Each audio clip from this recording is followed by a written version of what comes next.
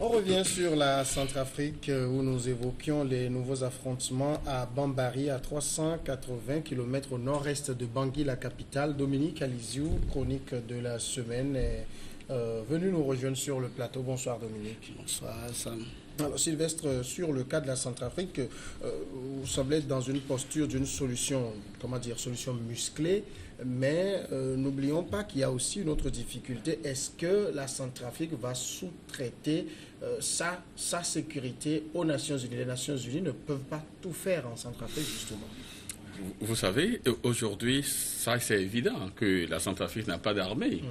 Donc actuellement, ils n'ont pas sous-traité, mais c'est en fait et la MINUSCA, hein, et bon, peut-être aussi la France qui assure aujourd'hui la sécurité du pays. Donc aujourd'hui, ils n'ont pas sous-traité, mais il y a quand même des forces étrangères qui sont sur le territoire. Mais le fait que, mon inquiétude, c'est qu'on essaie donc de donner une certaine légitimité ou légalité donc à ces rebelles, à ces groupes qui ne méritent pas. Vous voyez, les anti-Balaka et puis les Séléka, on ne doit pas quand même les ménager. Ils sont en train donc de traiter avec ces groupes comme s'ils sont légaux. C'est pourquoi je dis que dans un pays comme ça, on peut pas, dans une république, on ne peut pas avoir de groupuscules de personnes qui aussi imposent leurs lois. Nous sommes dans une république. Peut-être sur le terrain, la géopolitique l'impose parce que, comme je l'ai dit, ces groupes sont un peu partout. Là, ils sont allés frapper jusqu'à 380 km de la capitale, alors qu'on les pensait plus concentrés dans la capitale. Non, vous savez, je crois que si la MINUSCA veut se débarrasser de ces groupes-là, ce serait vite fait. La Centrafrique, ce n'est pas un grand pays. Ce serait vite fait. Mais vous savez, le problème aujourd'hui, c'est de les laisser faire. Et puis, la crise perdue. Je vous dis que ces groupes-là s'enrichissent progressivement. Lorsqu'ils auront une assise financière assez solide, vous verrez que ce sont des gens qui vont vouloir même imposer des choses à l'État centrafricain. Donc, vaut mieux le faire beaucoup plus tôt pour que ces gens-là, parce que quand on parle d'armes lourdes, que tout, donc ça veut dire qu'à un moment donné, les gens font des investissements pour avoir donc beaucoup de matériel. Et là, dès qu'ils auront assez de matériel, ils peuvent même combattre et les forces de la MINUSCA et même l'État et centrafricain pour avoir peut-être une assise et imposer et peut-être régenter le pays. Donc, il faudrait le faire beaucoup plus tôt que d'attendre et qu'ils auront bon, ils vont couvrir, vous voyez, ils sont partout maintenant, ils sont partout, donc peut-être que c'est également une stratégie, le fait d'être partout dans le pays, à un moment donné, on peut peut-être lancer un assaut, donc vaut mieux le faire beaucoup plus tôt, il faut donc leur donner un ultimatum de se désarmer de leur propre chef, et là, ces rebelles, certains peuvent être intégrés dans l'armée régulière, soit on le fait par force. Moi, je trouve même que à travers les propos de Sylvestre, je trouve même qu'il y a quelque chose de vicieux qu'on ne soulève pas assez. C'est-à-dire, je ne sais pas, est-ce que dans la tradition africaine, est-ce que les royaumes sous-traitent la lance avec laquelle ils font la guerre? Est-ce qu'on va en prêter dans l'autre village ou dans l'autre royaume la lance pour aller défendre son royaume? On a un État qui a une armée en reconstruction, sur lesquels on a mis un embargo. Donc on ne peut pas, cette armée ne peut pas recevoir d'armes, mais étonnamment, tous ceux qu'elle affronte reçoivent des armes. Voilà. Et au final, cette armée qui est en reconstruction, à qui on a fait un embargo sur les armes, alors même que le président a été reconnu internationalement, que les élections sont jugées crédibles, que son gouvernement est jugé crédible, que comment on appelle, les transactions financières ou minières qui se passent dans ce pays sont jugées crédibles. Ben, cette armée-là, on lui refuse de s'approvisionner en armes. Étonnamment, un peu comme cela s'est passé à un moment, je pense au Mali et en Côte d'Ivoire, où, sous prétexte d'un problème, on dit, on fait un embargo, mais étonnamment, tous ceux qui affrontent cette armée-là régulière ont la possibilité d'avoir des armes lourdes. Et maintenant... et vous avez vu comment ça s'est passé en Côte d'Ivoire. Voilà, et cette armée qui est sous embargo maintenant, ce pays qui est... Moi, je dirais même cet État qui est sous embargo, est obligé de sous-traiter sa défense. Donc maintenant, on a non pas seulement les Français, sous couvert de l'ONU qui sont là, mais en plus de ça, on a des contingents de l'Afrique centrale qui sont gouvernés, qui sont menés quelque part par un directoire international. Mais en plus de cela, maintenant, on a les Russes qui arrivent sur le territoire. Et ça, je tiens à souligner ce point parce que je vois parfois même des Occidentaux qui réagissent en disant On a vu le cas pour Gassama, on dit non, oui, nous avons envoyé des enfants mourir pour vous. Il faut arrêter ça. Il n'y a personne qui envoie ses enfants dans le territoire d'un autre par bonté. On envoie que ce soit les Russes, que ce soit les Européens, les Français, et tout ça, quand ils envoient des élèves, des jeunes, souvent ce sont des jeunes dans la vingtaine, dans la trentaine, mais il faut bien justifier à sa population pourquoi on envoie ces jeunes. On envoie ces jeunes pour sécuriser un certain nombre de transactions, pour sécuriser un certain nombre d'avoirs. Parce que oui, après, il faut que le gaz, il arrive là-bas. Il faut que le pétrole, il arrive là-bas. L'or et l'uranium aussi. Dominique, finalement, peut-être aujourd'hui, quand on regarde la Centrafrique, ce ne serait pas excessif de dire que ce pays est en voie d'être une poudrière. En réalité, si la communauté internationale ne procédait pas donc au désarmement des anti-Balaka et les Séléka, je crois qu'il y aura toujours le feu dans ce pays, puisque, vous savez, les Séléka, entre-temps, on les avait contraints à replier vers le nord. Et les anti-Balaka étaient encore dans la capitale. Bon, entre-temps, les Séléka sont revenus d'une manière ou d'une autre pour occuper le quartier PK5, qui est un quartier musulman et commerçant. Et dans ce quartier prospère, ou bien ils ont imposé leur loi où tu paies des taxes à eux qui leur permettent de s'acheter des armes. Bon, donc, les Nations Unies ont tenté, je crois, la MINUSCA avec les militaires rwandais ont tenté donc, de s'introduire dans ce quartier, essayer de prendre donc, c'est les chefs de guerre et autres, mais je crois que le chef général, bon, il se fait passer pour un général, il a pu fuir, on n'a pas pu mettre la main sur lui, mais il y a eu des victimes et ils ont essayé de brandir ces victimes comme quoi, puisqu'ils ont même pris les cadavres pour aller déposer devant la porte de Nations Unies. Donc, aujourd'hui, moi, je pense que la paix doit passer forcément par le désarmement de ces deux groupes qui vraiment donnent du fil à retordre, non seulement à la communauté internationale, au peuple centrafricain. C'est vraiment dommage. Et derrière ces deux groupes, il y a deux individus. Il y a le musulman Michel Djotodia, un musulman qui s'appelle Michel, bon, accepte que ça arrive, et le général Bozizé. Les deux, moi je dis, soit on arrive à les amener à s'asseoir, à discuter et à mettre la main sur le lieutenant, puisqu'en fait c'est le lieutenant, puisque ils sont là, ils tirent les ficelles. Moi je vois fondamentalement les deux individus qui peuvent œuvrer. Soit s'ils refusent d'œuvrer à cet effet, mais qu'on les poursuive. Ils sont dans des pays connus. Michel Djotodia est à Cotonou ici. Et Bozizé, je crois, il est au Cameroun ou il est quelque part. Donc, je crois qu'il faut maintenant... Sinon, ce pays ne va jamais s'en sortir. D'accord, on va changer maintenant, on va changer de sujet. Nous passons au Mali. Les principaux dirigeants de la majorité de l'opposition ont participé jeudi à une réunion de décrispation afin d'éviter de nouveaux incidents lors de manifestations prévues vendredi après ceux du 2 juin qui avaient fait 25 blessés lors de cette réunion à moins de 2 mois de l'élection présidentielle du 29 juillet. Le Premier ministre Soumeïlo Boubèye Maïga s'est engagé à consulter davantage l'opposition et les autres acteurs pour une élection plus inclusive et à assurer que la marche de vendredi est autorisée. Alors, Sylvestre, on est apparemment en face d'une farce. Le Premier ministre dit que la marche de vendredi est autorisée, alors que le 2 juin dernier, il avait dit que non, la marche n'était pas autorisée parce que justement, il y avait un état d'urgence. Non, je crois que... Et maintenant, je me réjouis qu'aujourd'hui, il dit qu'il va consulter l'opposition. Il va souvent consulter l'opposition. Et là, vu la force de frappe de cette opposition, donc il s'est toujours ravisé parce que, vous savez, lorsque vous avez un langage dur contre des gens et que vous voyez maintenant la force de frappe de ces personnes-là, on revient dans sa carapace et puis on fait mieux les choses. Donc, je crois que le Mali est déjà un pays avec le terrorisme et tout ça, donc on n'a plus besoin donc à ce que des citoyens de ce pays encore arrivent à ce que nous avons vu la dernière fois avec des blessés et tout. Mais c'est ça en fait l'Afrique.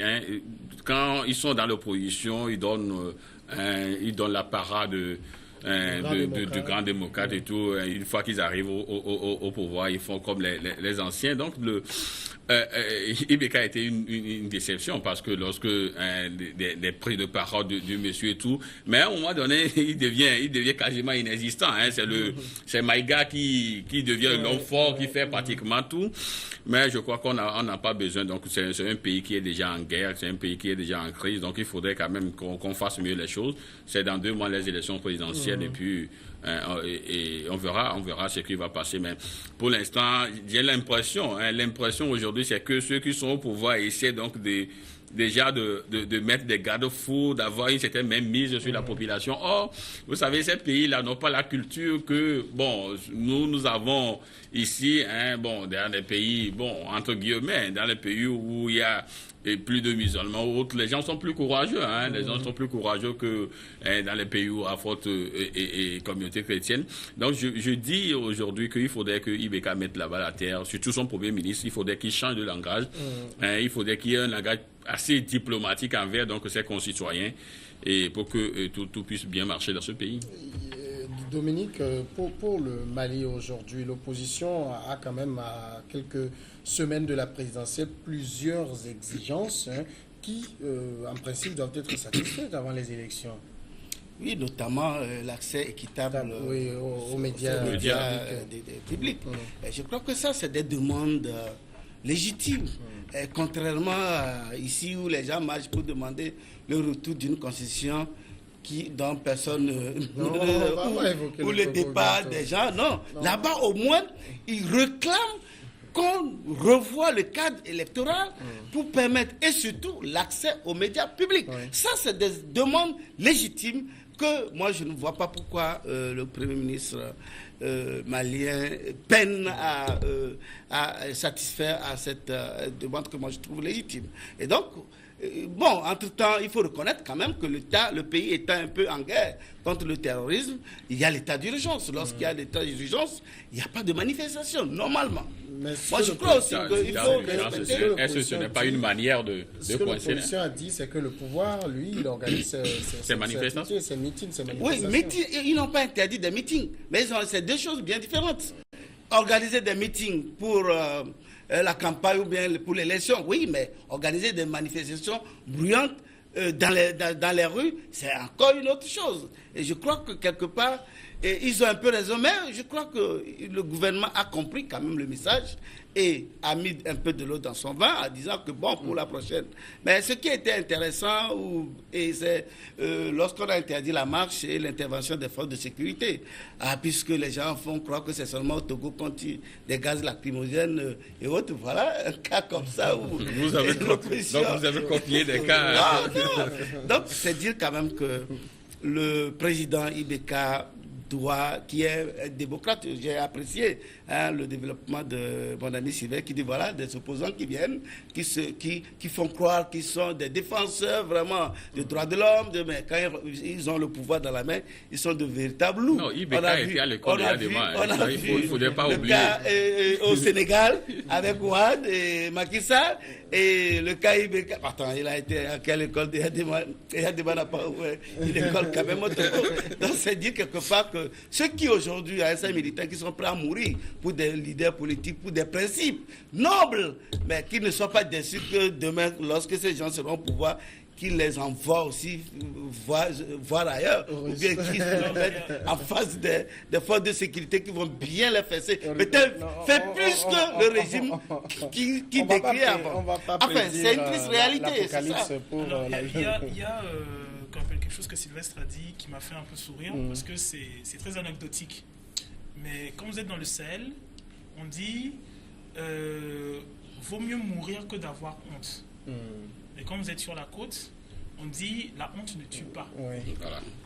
Donc c'est très anecdotique. Je laisse aux gens peut-être de mourir à la question de Murat ces 2 dictons. Maintenant, ceci étant dit, oui, effectivement, quand on voit le cas de la Guinée avec Alpha Condé qui accède au pouvoir, un certain nombre de réactions, On a vu Abdoulaye Wade par rapport à son fils, un certain nombre de prétentions. Bon, on voit les déceptions qu'Ibeka apporte. Alors, moi, ce qui me vient... Ils sont les mêmes, ces opposants. Oui, effectivement, ce sont des opposants. Alors, ce qui me vient à l'esprit, c'est quelque comme chose Jean-Pierre Fabre au Togo, peut-être. Gigi Rawlings... Il n'est pas encore... Ce qui me vient à l'esprit, c'est ce que Gigi Rawlings a expliqué à une journaliste. Il dit... Il faut des institutions fortes, des institutions qui permettent au peuple de se reconnaître dans qu'on appelle ses envies, dans ses prétentions.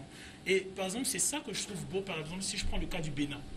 Comme par exemple, la fois dernière, on en parlait sur le plateau, quand on voit par exemple le cas de M. Talon qui prend un certain nombre de directives et le recours qu'a le peuple de pouvoir dire non, ça, je ne suis pas d'accord. Non, là, je suis d'accord. Tout n'est pas beau au Bénin. On a eu des cas où on a tenté d'agresser un certain nombre de politiques, un certain nombre d'avocats, un certain nombre de personnes qui œuvrent Il y a des opposants qui sont en exil, hein? Oui, mais non. Malgré les institutions fortes. Non, malgré les institutions fortes, mais je pense que le Togo ne vaut pas le Bénin. Ah, ok. Ah, d'accord. Mais aujourd'hui, il n'y a aucun opposant, sauf Tchikpi, lui, s'est offert un exil doré au Canada. Au Bénin, par exemple, Léadi est contraint à l'exil. Il a dû fuir. Actuellement, même il y a un opposant aussi qui est actuellement en prison.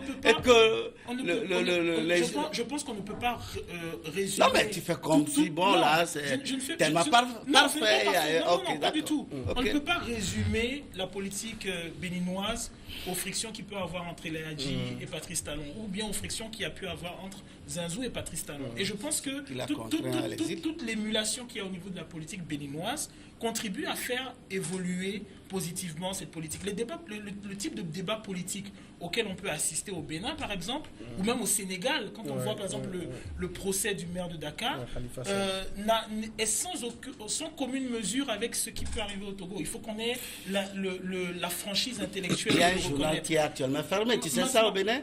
Il y a une radio dont les fréquences sont brouillées, la radio solaire. Le journal, la tribune est actuellement bloquée. On a même bloqué les comptes de ce journal, ce qui ne s'est jamais passé au Togo. Bon, continue. On a fermé des télés. Ça va, c'est encore mieux. Non, il ne faut pas togoliser le tabac, sinon il y a des exemples aussi au pays. Pour revenir au Mali, je pense que le Mali, pour moi, je pense qu'au niveau des hommes politiques, il y a, comment dirais-je,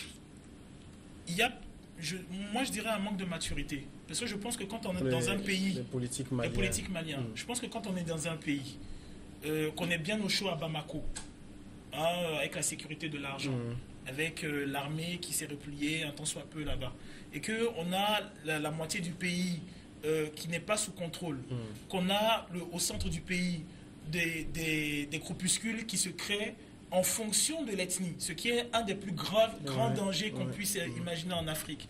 On ne se permet pas, à la veille d'une élection, de réprimer avec autant d'ardeur une manifestation. On essaye de faire plutôt à l'avance, je pense, le conciliabule qu'il y a eu pour s'entendre avec les hommes politiques et les ramener à la maison. Sylvestre, donc, je pense que à la fin, le ministre a pris une bonne décision et on espère que les 2 mois qui vont suivre vont être des mois calmes.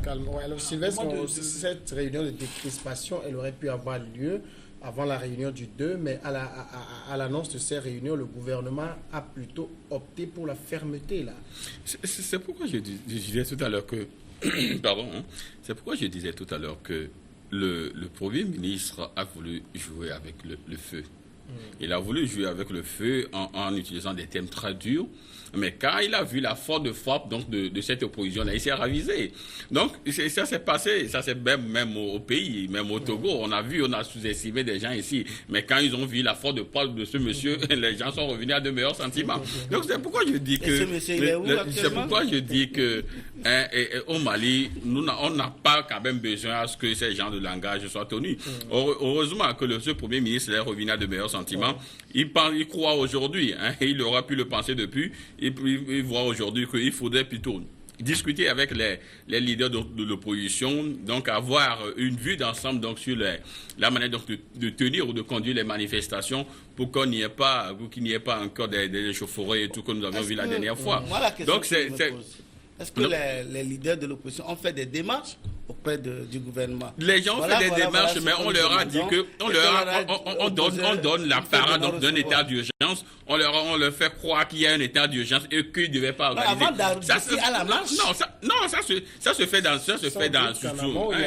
il y a eu des rencontres, mais comme on tente de vous faire croire qu'il y a un état d'urgence et que vous ne pouvez pas manifester. Or, les gens ont manifesté. Finalement, les gens ont brandi l'interdiction, ils ont manifesté. On a vu leur force de frappe, on a vu jusqu'où ils sont capables d'aller. Maintenant, il y a l'état d'urgence. Maintenant, on accepte à ce qu'ils marchent. Donc, c'est pourquoi je dis qu'à un moment donné, ceux qui sont au pouvoir, lorsqu'on les enquiquille, lorsqu'on on touche la partie qu'il faut toucher, finalement, ils reviennent à de meilleurs sentiments. On va finir par vous, à quelques mois, à quelques semaines de la présidentielle.